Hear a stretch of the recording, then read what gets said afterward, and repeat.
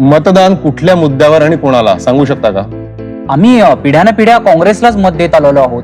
मी OBC समाजाचा आहे, तर मत देताना माझा मुद्दा तोच राहील. ओबीसी समाजासाठी तुम्ही काँग्रेसची निवड का करता?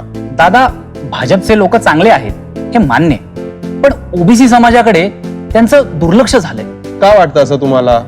म्हणजे आकडे किंवा काही तथ्याचा आधार आहे का तुमच्या वाटण्याला? ते फार मराठा करतायत. मागे मराठा आंदोलन झालं तेव्हापासून त्यांचा फोकस फक्त त्यांच्यावरतीच आहे. त्यामुळे ओबीसी समाजाकडे भाजपाचं लक्ष नाही.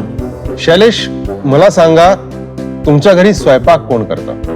आई, आणि घरी कोण कोण असतं? बाबा, आजी आजोबा आणि एक लहान बहीण आहे मला. मग तुमची आई फक्त बाबा किंवा आजी आजोबांसाठी स्वयंपाक करते असं होतं का? नाही. सरकारचंही तसंच असतं. त्यांच्या योजना सगळ्यांसाठी असतात, पण मीडियाला ज्यामुळे जास्त टीआरपी मिळतो, ज्या विषयात उपद्रव मूल्य जास्त असतं, ते विषय ते जास्त कव्हर करतात. पण वाटणं आणि असणं यात फरक असतो. पण तुम्ही काँग्रेसला मत देता, तर काँग्रेसने तुमच्या समाजासाठी काय केलं आहे ते तरी सांगू शकाल? मला फारशी माहिती नाहीये.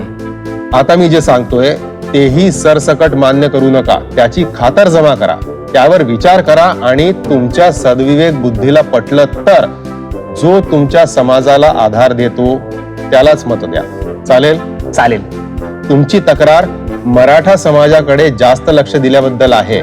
मराठा समाजाला आरक्षण दिल्याने त्याचा मराठा समाजाला पुरेपूर फायदा होईलच, पण ओबीसींच्या हिताला धक्का लागणार नाही याची काळजी देवेंद्रजींनी घेतली आहे. त्यांना मराठा समाज जितका प्रिय आहे तितकीच आत्मीयता ओबीसी समाजाबद्दल आहे आणि तितकीच आपुलकी महिला वर्गाबद्दल, शेतकरी वर्गाबद्दल आणि समाजाच्या सर्व घटकांबद्दल आहे. ओबीसी समाजाच्या विद्यार्थ्यांसाठी भाजपने 54 हॉस्टेल्स निर्माण केली आहेत.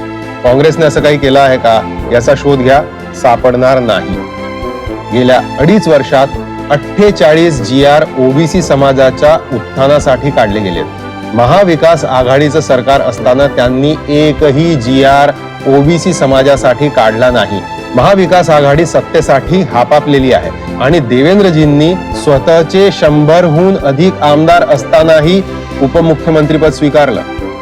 माझी आई अगदी तशीच आहे. ती आधी कुटुंबातील सदस्यांचा विचार करते, मग स्वतःचा. आता कसं बोललात?